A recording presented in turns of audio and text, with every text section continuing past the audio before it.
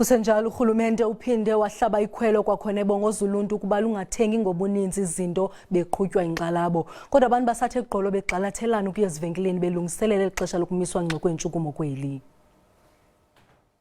It is important for all South Africans to understand that the supply of goods remains continuous and supply chains remain intact.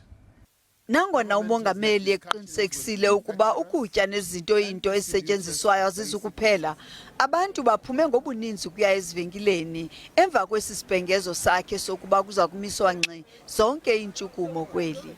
I know that some shops will be open, but it's just good for me and my family just to abide by the rules and to stay indoors. We'll never know what will happen tomorrow, but the president has assured us that we have not to panic, you know. I'm trying to not panic, but I'm playing it safe. Obviously, water is a priority, and then obviously I've had to think of my animals as well, and obviously some dry goods like beans and flour. Noxa kungaqhelekanga ukubona abantu betapa ezivenkileni phakathi evekini, kodwa bakho abathi abaqhutywa yinxalabo. It's normal grocery shopping, to be honest with you. I mean, it's really no panic whatsoever.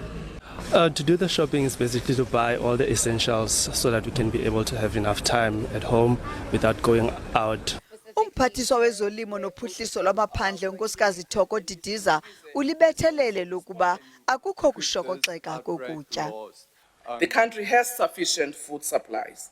Panic buying will only cause disruption and inconvenience in the food system.